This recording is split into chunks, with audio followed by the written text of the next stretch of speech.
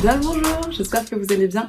Je vous retrouve dans une nouvelle vidéo, dernière lecture encore. Je vous ai dit dans plusieurs précédentes vidéos, je crois, que je lisais pas mal ces derniers temps. Ce qui est vrai jusqu'à cette vidéo. Là, le rythme de lecture commence un petit peu à se ralentir parce que j'ai eu pas mal de choses à faire ces derniers temps qui ont impacté mes lectures. Ça va probablement revenir incessamment sous peu, mais il se peut que là, les dernières lectures s'espacent un petit peu dans les semaines à venir. Je vous préviens au cas où. Toujours est-il que là, j'en ai quand même quelques-unes à vous présenter et c'est beaucoup de suites de séries, donc je suis très heureuse de ça. Je dis beaucoup, c'est 2 sur les 5 et il y a 2 tomes 1 et un one-shot. Bon, peut mieux faire, mais on a fait pire également et globalement, ce sont de très bonnes lectures et donc je suis ravie et je vais vous présenter ça tout de suite. On va commencer par un livre que je n'ai pas en ma possession, en tout cas physiquement, puisque j'ai lu le tome 5 de Dune, donc de Frank Herbert. Enfin, je l'ai lu, je l'ai écouté en livre audio comme tous les livres de cette série pour l'instant. Je suis très heureuse parce qu'il m'en reste plus qu'un pour avoir fini la série et j'ai bon espoir de réussir à le lire avant la fin de l'année, enfin l'écouter avant la fin de l'année pour finir une série de plus en 2022. Ça fait partie de mes objectifs du moment. Dune, le tome 5, c'est Les Hérétiques de Dune. Je sais pas si c'est canon ou pas, je me suis pas forcément renseignée, mais à mon sens, la série de 6 tomes Dune s'organise plus ou moins en 3 duologies, où les 2 premiers se passent donc avec Paul Muad'Dib, etc. Les 2 suivants se passent des milliers d'années plus tard, et là, les 5 et 6 se passent encore des milliers d'années ensuite, et donc on est dans cette période-là où en fait il s'est passé, alors je sais plus, 1500 ou 2000 ans après les événements de l'empereur dieu de Dune et tout ce que ça a impacté en termes de religion, en termes de géopolitique, en termes de contrôle sur la société, parce que ça a eu énormément de conséquences tout ça, et de cette société donc qui a changé et qui essaye tant bien que mal de se relever aussi de tout ça. C'était hyper intéressant et c'est ce que j'apprécie vraiment beaucoup dans cette série, c'est qu'on voit vraiment l'impact du temps sur les choses et je trouve que c'est très bien géré de la part de l'auteur. Là notamment on a pas mal de jeux avec la langue qui a évolué et les noms des choses. Typiquement les planètes ne s'appellent plus Arrakis mais Rakis. Beaucoup de choses ont évolué et du coup on voit bien l'impact du temps en termes voilà, de langage, de religion, de société, et ça j'ai trouvé que c'était vraiment extrêmement intéressant. Je lui retrouve quand même certains des défauts qu'avaient déjà les 2 précédents volumes, en le sens qu'on a toujours cet aspect un peu pièce de théâtre assez figé, où c'est beaucoup finalement des discussions, des dialogues entre 2 ou un peu plus de personnages, mais dans des scènes qui restent globalement assez statiques, et on a vraiment l'impression d'assister à une pièce de théâtre où les choses se sont un petit peu racontées comme ça. C'est pas forcément inintéressant en termes de narration, mais c'est vrai que c'est pas extrêmement dynamique et que potentiellement je pense que si je ne l'écoutais pas, ça serait peut-être une lecture un peu moins aisée en ce sens. Là c'est vrai que l'écoute s'y prête assez bien parce que finalement on a vraiment l'impression d'entendre ce dialogue perpétuel, et c'est vrai que voilà, il y a assez peu de descriptions et d'actions qui se passent en dehors de ces moments de discussion avec les personnages. Donc c'est un style narratif un peu particulier, c'est pas désagréable, mais je pense que ça aurait pu freiner ma lecture si je l'avais lu autrement en tout cas. Ce qui est quand même à mon sens un peu plus intéressant que dans les 2 précédents volumes, et ce que j'ai davantage apprécié, c'est qu'on est un petit peu plus centré sur l'univers plus que sur Arrakis, qui était le cas dans l'empereur dieu de Dune par exemple. Là on a un peu plus la géopolitique universelle, enfin en tout cas de ce monde-là, on est un peu plus baladé dans différentes planètes, et ça crée quand même un petit peu plus de dynamisme, ça crée aussi un peu plus d'enjeux parce que on a différents partis en fait qui s'affrontent idéologiquement et plus ou moins politiquement, et du coup ça crée un peu plus de dynamisme que dans l'empereur de Dune où c'était plus centré vraiment sur Arrakis, sur la planète, sur son fonctionnement interne. Il y avait un petit peu moins d'action en ce sens. Et puis là voilà, ce qui était intéressant c'est qu'on retrouvait pas mal aussi le Bene Gesserit et leur magouille qui étaient encore une fois moins présents dans les 2 précédents volumes du fait de l'évolution tout simplement. Et voilà, je trouve que vraiment l'aspect du temps est vraiment très bien traité parce qu'on voit un peu le cycle aussi de certaines choses et comment elles évoluent, et en tout cas c'est, je trouve, extrêmement réaliste dans la façon dont c'est traité, et c'est vraiment assez impressionnant de voir à quel point tout ça a été réfléchi sur extrêmement long terme, parce qu'on parle de millénaires, littéralement, en termes d'évolution aussi, parce qu'il y a toujours cette histoire de Dune, qui est quand même une planète assez particulière, avec l'épice et tout ce que ça entraîne en termes d'écologie, d'écosystème, etc. Et la réflexion qu'il y a derrière aussi sur l'économie, derrière tout ça, et l'influence que peut avoir tel ou tel changement écologique et ou économique, c'est vraiment passionnant. C'est vraiment des aspects qui me plaisent énormément dans cette série. Toujours, mais je pense que c'est le problème que j'ai depuis la fin des 2 premiers tomes, dans lesquels j'étais vraiment très attachée au personnage. J'aime bien les personnages qu'on développe depuis, mais à mon sens, ils sont quand même beaucoup moins intéressants. Enfin, en tout cas, ils m'intéressent beaucoup moins que les premiers. Je les trouve peut-être un petit peu plus plats, un peu moins développés. Il y a moins de personnages féminins qui m'inspirent aussi, comme pouvait le faire Dame Jessica ou les autres personnages féminins des premiers volumes. Là, je trouve qu'ils sont peut-être moins bien construits, en tout cas à mon sens. Donc c'est un peu le défaut que j'ai, et du coup l'implication avec les personnages n'est pas ce qui me porte dans ces livres, très clairement, et c'est assez rare pour le souligner parce que c'est quand même souvent ce que j'apprécie dans mes lectures. Là, je dirais pas que j'ai vraiment de personnages favoris.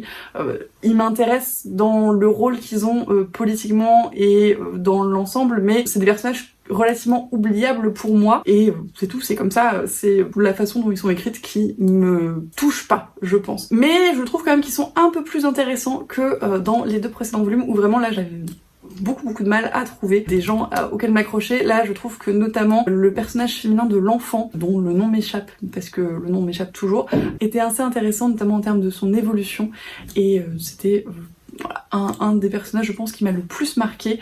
Ça et les quelques autres personnages féminins un peu badass. Alors encore une fois, c'est un reproche que j'ai déjà fait, je pense, dans mes précédents avis sur les tomes de Dune. Il y a quand même un rapport au sexe qui est un petit peu particulier dans cette série, et notamment dans ce tome-là, je trouve que c'est d'autant plus vrai avec l'apparition des honorés matriarches, qui sont un petit peu le pendant du Bene Gesserit, mais de façon un petit peu bizarre, et qui sont présentés comme ayant un rapport au sexe extrêmement bizarre et l'utilisant comme arme. Et il y a tout un truc sur des techniques mystiques mystérieuses du sexe qui font que les femmes dominent les hommes et leur font faire n'importe quoi.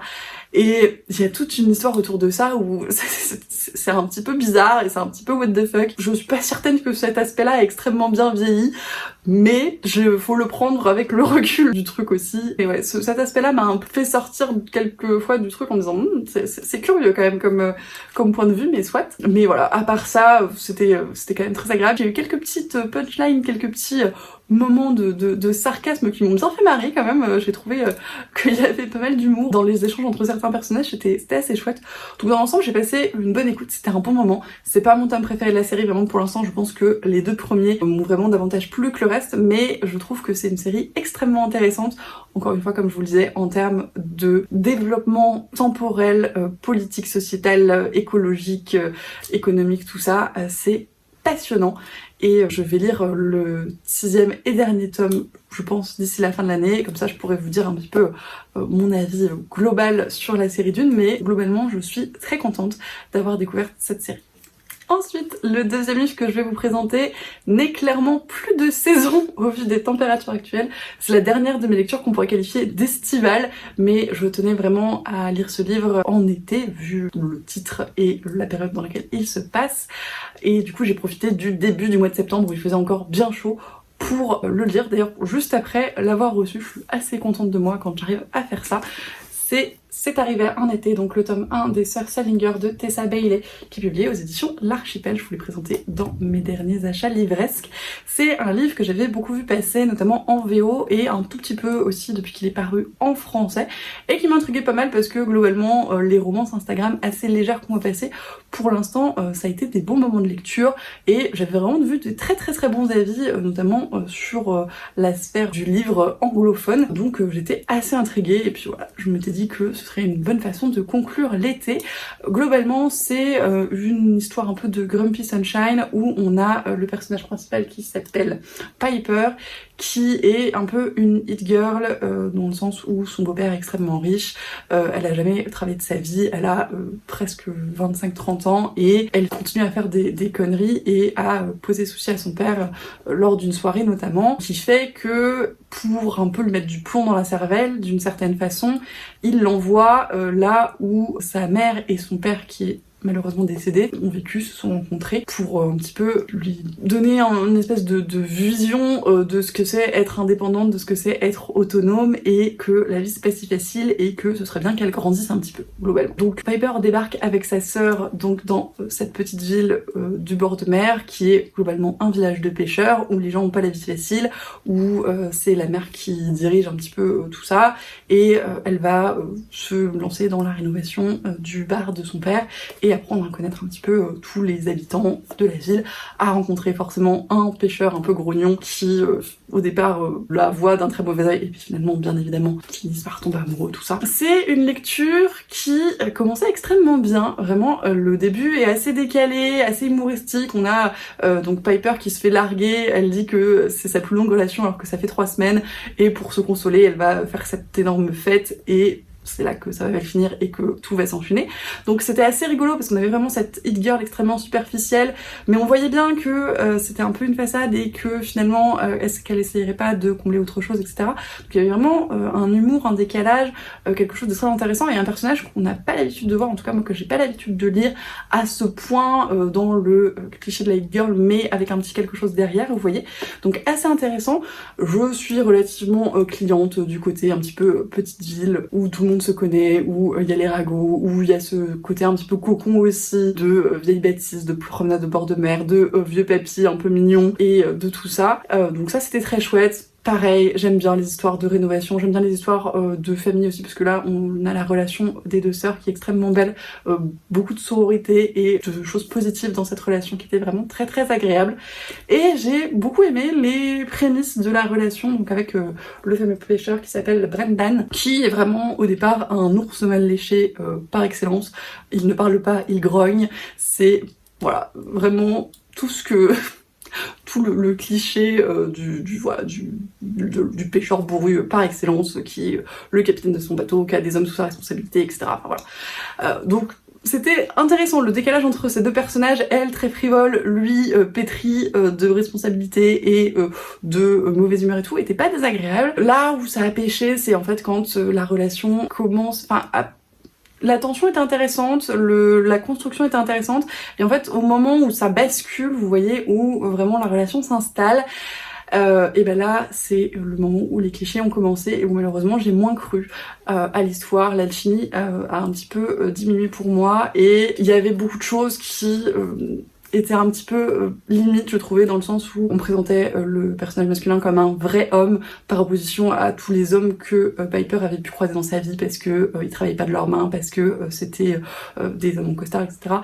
Ça c'est vraiment un truc avec lequel j'ai beaucoup de mal. Enfin, c'est pas parce que enfin, il n'y a pas de vrai homme, mauvais homme, enfin bref. Il y a aussi, et ça c'est assez fréquent en romance quand les hommes ont eu des précédentes relations, souvent quand le personnage féminin arrive, c'est un peu la révélation et ils se rendent compte que toutes les femmes précédentes de leur vie, en fait, c'était pas des vraies relations, c'était pas vraiment de l'amour, et ils préfèrent largement cette histoire-là, etc. Et c'est pareil, je trouve ça toujours... Alors d'une part un peu facile parce que du coup bah forcément c'est une façon de dire que cette relation est incroyable, mais est-ce que c'est nécessaire pour ça de désavouer toutes les anciennes relations, d'autant que là la relation en question ça s'est fini par la mort de sa femme, donc est-ce que c'était nécessaire vraiment de dire que ça s'était fini et que c'était une relation qui était moindre, alors que ça aurait pu être juste une super relation, mais il avait fait son deuil et il pouvait passer à autre chose, point. Enfin, pour moi, il n'était pas nécessaire de désavouer complètement les sentiments qu'il avait pu avoir pour une autre nana avant. Tout le monde a vécu des choses et on n'est pas obligé d'encenser la première vraie relation. J'ai toujours un peu de mal avec ça dans les romances et je trouve que c'est malheureusement trop souvent le cas et que ça pose beaucoup de problèmes quand même, je trouve, dans la façon dont c'est traité. Donc voilà, il y a eu plusieurs choses comme ça qui m'ont un peu sorti de l'histoire, sorti du truc, et je trouvais que vraiment leur relation à partir du moment où elle commençait vraiment était assez pétrie de clichés. J'avais moins cette alchimie qui fonctionnait comme Peace Sunshine. Le Brandon était très protecteur mais un peu envahissant, mais c'était pas du tout questionné. Enfin voilà, beaucoup de choses qui étaient un peu plus ou moins problématiques, j'ai trouvé, et ouais, plus franchement d'alchimie comme il y avait pu y avoir initialement. Donc ouais, la fin est un peu demi-teinte, d'autant qu'encore une fois le point de rupture de la romance intervient sur des problèmes de communication qui auraient probablement pu être réglés autrement. En fait la deuxième moitié était beaucoup trop cliché pour que je passe un excellent moment. C'était pas une lecture vraiment désagréable en soi. Et le début m'a beaucoup plu, j'ai beaucoup aimé l'ambiance, j'ai beaucoup aimé les personnages secondaires, ce côté voilà petit village était très très sympathique, mais j'ai vraiment eu beaucoup de mal avec les personnages passés l'initiation de leur relation. Je garde pas un excellent souvenir de ce livre, je sais pas encore si je vais le garder dans ma bibliothèque, même si je lirai la suite. Pour l'instant je l'ai plus ou moins ajouté dans ma wishlist, mais elle est un peu en sursis, je vais y réfléchir je pense. D'autant que c'est sur la sœur de Piper je crois, alors qui est un personnage qui m'a plutôt pas mal plu, donc je vais voir, je pense que je lirai un peu des avis, j'essaierai de me faire une idée et que je verrai par la suite, mais ouais, je suis un peu en demi-teinte pour celui-là, et c'est dommage parce que initialement c'était plutôt extrêmement bien engagé. Voilà, encore une fois, pas une lecture désagréable, c'est une lecture assez légère, ça se lit extrêmement vite, donc si vous avez envie d'une romance probablement pour l'été prochain, à l'heure actuelle, vous pouvez peut-être jeter un coup d'œil. Pour information, il n'y a pas de scène de sexe explicite dans cette romance, tout est censuré, donc soit si c'est des choses qui vous dérangent habituellement, là il y en a pas du tout. Un peu trop de clichés à mon goût, mais un point de départ intéressant, et je verrai si je m'accroche pour la suite ou pas. Le troisième livre de cette vidéo, c'est ma première lecture du Cocorico Challenge, parce que mieux vaut tard que jamais, je pense que je l'ai commencé mi-septembre, bien à la bourre. Shakti, le deuxième tome des Sentiers des Astres de Stéphane Plateau, que j'ai ici dans la très jolie édition des Moutons électriques, que je trouve magnifique, mais que je n'ai pas lu en papier parce que, comme pour le premier tome, je l'ai continué en livre audio. J'avais vraiment adoré l'expérience d'écoute du premier, et ouais, j'ai un peu tergiversé, mais finalement je garde ce livre bien précieusement pour faire joli dans ma bibliothèque, et j'ai également le livre audio. J'aime vraiment énormément le lecteur de ce livre audio qui je trouve est vraiment extrêmement agréable de base quand il narre juste le récit, mais qui en plus est vraiment un excellent acteur puisque il fait les voix des différents personnages, mais il joue énormément sur les intonations dans les dialogues, voire même dans la narration classique, puisque c'est une narration à la première personne, donc qui passe dans la tête du personnage principal, donc le barde de l'expédition, et il le narre vraiment comme le narrait ce barde s'il devait raconter son récit autour d'un feu ou je ne sais quoi, et on a vraiment cet esprit un peu épique avec ses intonations qui changent en termes d'action, etc. Et franchement c'est une expérience de lecture formidable. Il fait, voilà, encore une fois extrêmement bien les voix, les dialogues sont extrêmement dynamiques. Une des meilleures séries de livres audio qui m'a été donnée de découvrir, et je ne peux que vous la recommander. En plus, l'écriture de Stéphane Plateau se prête extrêmement bien à ce format puisqu'il c'est d'une poésie assez incroyable toujours, et le fait de l'écouter, ça rend encore la chose plus belle parce qu'on voit un petit peu les figures de style, les allitérations qui sonnent à l'oreille, et c'est vraiment un plaisir à écouter. Je ne peux que vous la recommander dans ce format-là. J'avais adoré le premier tome qui était extrêmement mystérieux, extrêmement novateur, et celui-là continue très bien dans la lancée. On suivait dans le premier tome l'histoire de Manège, donc qui était recueilli par cette espèce d'expédition qui vogue un peu sur un fleuve vers une destination assez mystérieuse, et donc on avait ce barde qui racontait leur expédition et en parallèle Manège qui racontait son histoire. Dans ce deuxième tome, on suit toujours donc le barde qui continue dans leur avancée, et le personnage féminin, donc Shakti, de cette expédition, qui raconte un peu son histoire et comment elle en est arrivée à faire partie de cette bande de joyeux lurons. Et c'était encore une fois extrêmement intéressant. Il y a une mythologie qui est absolument fantastique dans ce récit, où je sais pas toujours mettre de mots dessus, je pense que c'est un peu un mélange de plusieurs influences. En tout cas, si ça a été influencé par une mythologie en particulier et que vous le savez, n'hésitez pas à me dire, mais je pense que c'est plutôt plusieurs influences. Il y a un peu de celtique, de slave, parfois des choses même un petit peu hindouistes, bouddhistes, ce genre de choses, mais je sais pas si c'est vraiment une seule mythologie ou toutes celles-là. En tout cas, c'est extrêmement inventif d'une part, extrêmement poétique, extrêmement fantastique. Il y a vraiment cet aspect onirique aussi qui est extrêmement important. Et donc dans Shakti, on développe plutôt l'aspect un peu nordique de ces territoires, donc avec un pays où il neige énormément, où il fait très peu jour ou très peu nuit, parce qu'on est vraiment dans des latitudes très extrêmes, et où donc il y a des rennes, ce genre de choses. Donc on a vraiment ce côté extrêmement hivernal, extrêmement froid. Si vous cherchez une lecture pour le Cold Winter Challenge, je pense que c'est formidable. Et il y a toute cette mythologie des grandes forêts nordiques avec ces bêtes un petit peu fantastiques, millénaires, qui les gardent et tout ce que ça implique de sacrifice et de respect à la forêt. Enfin, tout cet aspect-là que j'adore vraiment, que je trouve extrêmement intéressant. Et donc ce que ça implique quand les bêtes sont attaquées, quand on leur manque de respect, ce genre de choses, c'est des choses que je trouve passionnantes. Et c'était extrêmement bien fait.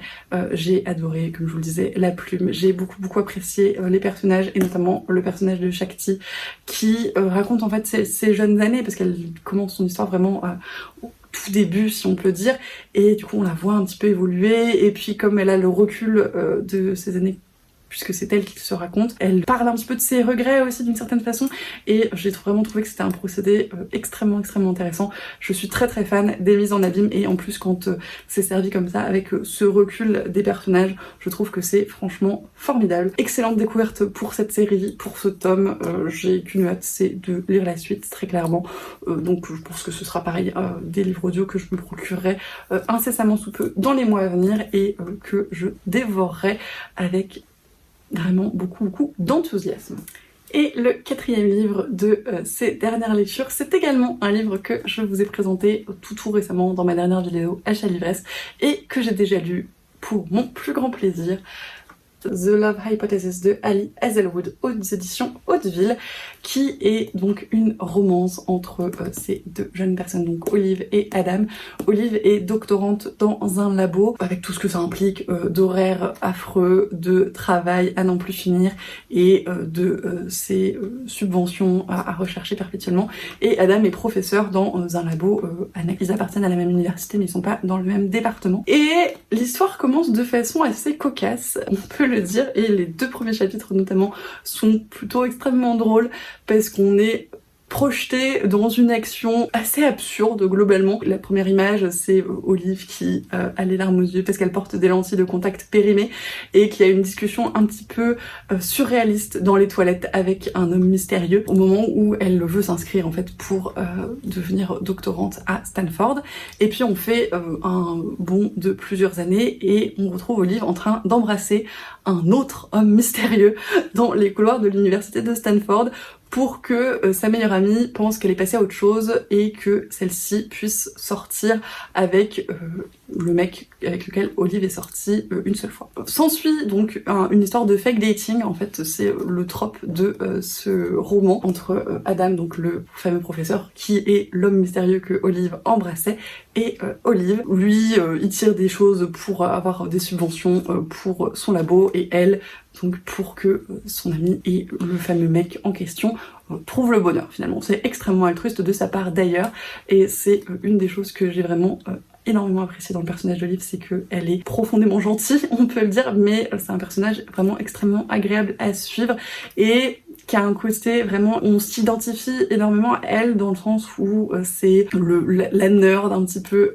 maladroite, donc doctorante laborantine, mais qui est extrêmement mal à l'aise dans les convention sociale, et qui a juste ce petit groupe de copains avec lequel elle s'entend très bien, mais le reste du monde c'est vraiment pas trop son kiff, qui n'arrive pas à parler en public pour présenter ses travaux, qui a un énorme syndrome de l'imposteur qui fait qu'elle est pétrifiée de peur d'être une mauvaise scientifique et de foirer ses recherches, alors que globalement, objectivement, elle fait du très bon taf. Enfin, tout ça en fait un personnage vraiment extrêmement agréable à suivre, c'est-à-dire uniquement son point de vue que on suit dans ce livre, et c'est un personnage que j'adorais. En plus elle est vraiment pleine d'humour, et d'un humour scientifique qui personnellement me fait extrêmement rire. Enfin, voilà, c'est un personnage que j'ai adoré suivre, et on sent bien la patte de l'autrice qui est elle-même doctorante, et l'humour un petit peu et le sarcasme qu'elle a envers ce monde qui est quand même pas très logique hein, globalement. C'est aussi un personnage qui a du recul sur sa propre situation, parce qu'elle a des connaissances en rom-com et romance avec du fake dating, donc dès qu'elle se lance dans le truc, elle le fait avec beaucoup de recul en se disant bah oui je sais dans quoi je m'embarque, ça va finir comme ça, on va se retrouver dans une situation où il y aura qu'un seul lit et machin. Enfin il y a tout ce côté là de recul et d'humour sur tous ces clichés de la romance que j'ai trouvé vraiment extrêmement bien dosé. Et voilà, que dire de sa relation avec Adam qui est formidable. J'ai vraiment beaucoup apprécié également ce personnage masculin, qui ont aussi un petit côté Grumpy Sunshine hein, parce que lui est assez difficile d'abord. Dans le labo, il est connu pour faire pleurer tous ses étudiants, pour recaler tout le monde dans leur demande de thèse et de financement. Donc c'est pas un personnage qui a l'air extrêmement sympathique, il a un abord très antipathique, et si elle lui avait pas sauté dessus sans savoir, probablement il ne se serait jamais parlé. Et puis forcément voilà, elle réussit à l'atteindre un petit peu sous sa carapace, sous la surface, et c'est encore une fois le genre de personnage, alors, peut-être un petit peu cliché, mais que personnellement j'adore en romance, parce que ça crée toujours des choses extrêmement mignonnes, d'autant plus dans les contextes de fausses relations comme ça. Et c'était vraiment une relation formidable que j'ai adoré suivre, d'une mignonnerie absolue, avec beaucoup d'humour dans leurs échanges, dans leurs relations, dans leur façon de se comporter l'un avec l'autre. Et c'était un excellent moment de lecture. Je l'ai bouffé, ce bouquin, franchement, j'ai pas réussi à le reposer, j'y pensais quand je devais faire autre chose, enfin c'était vraiment une expérience formidable. C'est un livre que j'ai vraiment adoré, c'est un énorme coup de cœur, j'ai beaucoup apprécié, comme je vous le disais, la plume de l'autrice que j'ai trouvée pleine d'humour, pleine de légèreté, très addictive, qui se lit tout seul.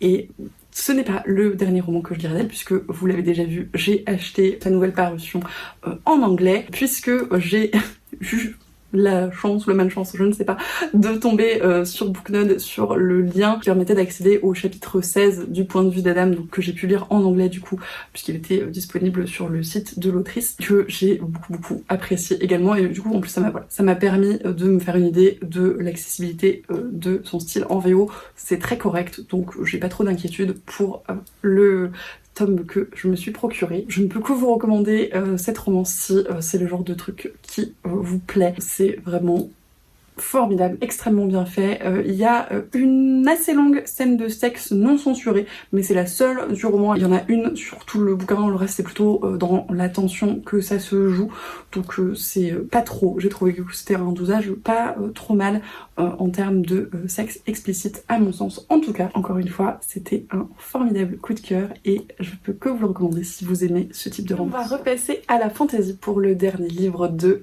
ces dernières lectures. Je me suis rendu compte en préparant ma pile que c'était que des livres bleus. Voilà, étonnamment, c'est le thème colorimétrique de cette vidéo. Toujours est-il que j'ai lu Moitié d'âme, donc le premier tome des Chroniques des 5 trônes de Anselm Hochkorn, qui est publié aux éditions Gulfstream, dans un objet livre qui est absolument incroyable, avec un jaspage, et c'est assez intéressant parce que ce livre est pas tout jeune, il est paru il y a quelques années maintenant, et je pense que Gulfstream a quand même été la première maison d'édition, ou en tout cas une des premières à faire du jaspage comme ça en France. Donc voilà, maintenant que ça se popularise un petit peu, je trouve que c'est quand même sympa de le rappeler. Franchement, ce livre est à tomber par terre, l'intérieur est magnifique également. Donc il y a une carte très jolie, toutes les en-têtes de chapitres ont les 5 petits trônes dessinés qui sont vraiment d'un détail fou, et la couverture avec le détail des roulottes des personnages est formidable également. Ce livre, je l'ai commencé sans rien en savoir du tout. Je pense que j'ai dû lire le résumé il y a des années, mais je n'en avais absolument aucun souvenir. Je l'avais acheté l'année dernière ou quelque chose comme ça, parce qu'il était disponible d'occasion à un prix assez intéressant, dans un état plutôt bon. Je savais qu'il m'avait intriguée sur le moment, donc j'avais profité de l'opportunité, mais vraiment je ne savais absolument pas de quoi il allait s'agir, et j'ai adoré me plonger comme ça dans cette histoire parce que ça a été une découverte totale et formidable. Ça se passe dans un univers de fantasy. Ce qui est formidable, c'est que ça commence par un espèce de récit historique en mode un petit peu conte ou légende de cette guerre des 5 trônes qui a déchiré ce royaume il y a de ça une centaine d'années ou quelques siècles, qui a opposé donc les 4 trônes des fées et le trône des humains, donc d'où les 5 trônes, et qui a du coup entraîné la société telle que les personnages la connaissent à l'heure actuelle. Alors déjà, ce procédé narratif est extrêmement bien géré et probablement un de mes préférés dans le genre, avec vraiment un style extrêmement particulier mais qui marche extrêmement bien avec moi. Et à plusieurs moments du récit, on a ce côté un peu narration, vieux livre, vieux récit, vieille légende que j'adore, et encore une fois le style d'écriture marche extrêmement bien pour ça et avec moi. Donc ça permet de créer une ambiance de vieux royaume avec sa mythologie, ces êtres un petit peu surnaturels qui gouvernaient le monde et puis se sont éteints de façon un petit peu mystérieuse. Tout ce background là qui est vraiment extrêmement intéressant, et donc ces personnages qui sont des caravaniers qui habitent dans ces roulottes et qui au début du récit, voyage vers le sud, et donc on se met à les découvrir tous. On suit notamment le personnage de Liutgarde, qui est un personnage assez intéressant parce que elle est à la fois extrêmement douce, gentille, naïve, mais au fur et à mesure du récit, elle évolue et elle change un petit peu, et elle acquiert aussi un petit peu plus de dureté par certains côtés, et j'ai vraiment beaucoup apprécié la suivre. Ce que j'ai vraiment adoré dans le récit, c'est cet aspect, encore une fois, de vieille faillerie, de personnage de faille assez impitoyable qui gouverne et qui n'a absolument aucune empathie pour les humains, et est extrêmement froid et extrêmement sûr de mériter tout ce qu'il demande, etc. Parce que c'est comme ça que ces personnages sont, et comme ça qu'ils sont construits. Enfin, vraiment, moi, les univers de faillerie où les fées sont globalement des gros connards, mais que en fait c'est logique parce que c'est comme ça qu'ils existent et qu'ils sont en termes de société et en termes juste de construction sociale et comportementale et tout ça. Je trouve ça formidable. C'est des personnages qui sont extrêmement antipathiques, mais qui, d'un autre côté, sont absolument incroyable à suivre et extrêmement intéressant. Et du coup c'est le cas dans ce récit, et c'est vraiment un procédé que j'aime énormément. C'est un petit côté comment le dire à la nuit de Vincent Tassis, si vous voyez un petit peu dans la structure relationnelle. Ces personnages ont un petit peu la même dynamique dans une certaine mesure, hein, pas pour tout, et c'est un procédé que j'aime beaucoup, et encore une fois servi avec une plume qui marche vraiment extrêmement bien pour moi. On a vraiment ce côté un peu vieux conte, vieux récit de fantasy, faillerie, mais pas pour les enfants. Vraiment, il y a un côté assez impitoyable. Il y a des scènes qui sont parfois même un peu gore dans ce que la magie peut faire subir au corps, notamment. C'est pas toujours extrêmement sympathique, hein, d'abord. Pareil, cette magie qui ne peut se pratiquer que à deux, parce que sinon elle est extrêmement instable, et donc en fait finalement toute la société repose sur ça, puisque ceux qui ont la chance d'être nés mages ne s'appartiennent plus vraiment, puisqu'ils doivent quelque chose à la société pour la protéger. C'est des mages un petit peu guerriers, et donc il y a toute cette dynamique d'accouplement, puisque donc ça se pratique à deux, mais en couple, hein, un homme et une femme. Donc il y a toute cette dynamique d'accouplement qui est gérée par les maîtres de la magie. Tous les problèmes que forcément ça va engendrer en termes de société, notamment patriarcale, puisque globalement c'est les femmes qui se font enfler comme toujours. Tous ces aspects-là de société, de royaume, d'histoire, de légende, de mythe, de magie extrêmement indomptable et extrêmement dur, et de cet univers extrêmement dur, et de ces personnages qui sont vraiment, il n'y en a aucun qui est parfait et qui est formidable, mais ils sont tous attachants à leur manière, et ils ont tous des failles qui sont intéressantes et des évolutions qui sont extrêmement intéressantes à suivre. C'était un super moment de lecture, ça se lit extrêmement bien, c'est extrêmement fluide, c'est plutôt très addictif, puisqu'on a vraiment envie de savoir un petit peu. Le début est très mystérieux, on sait pas trop ce que font ces personnages, on a l'impression que tout le monde n'a pas les mêmes informations, et du coup on a envie de savoir en fait ce qui se passe, pourquoi ils sont là, qu'est-ce qu'ils cherchent, qui est qui pour qui, et il y a des rebondissements qui sont prévus, d'autres qui sont pas prévus, et vraiment ça marche extrêmement bien. J'ai passé un excellent moment de lecture. Alors c'est un tome 1, j'ai cru voir passer il y a quelques mois sur les réseaux de l'éditeur une image ou quelque chose du tome 2, mais j'ai essayé de la retrouver depuis et j'ai pas réussi. Donc si vous avez des informations sur le tome 2 de la Chronique des 5 trônes, n'hésitez pas à me le dire. En tout cas, si c'est pareil, le type de fantasy qui vous intéresse, je vous la recommande extrêmement chaudement. Encore une fois, je pense que c'est une lecture qui serait parfaite, alors soit pour le Pumpkin, mais d'autant plus je pense pour le Cold Winter Challenge, parce qu'il y a une grosse partie qui se passe dans des territoires assez froids, avec vraiment ce gel, cet hiver qui est très présent, donc parfait vraiment pour cette saison. Et voilà, c'est une excellente lecture que j'ai également mis dans mon Cocorico Challenge. D'ailleurs, je ne sais pas si je l'avais précisé, c'est vraiment une excellente découverte.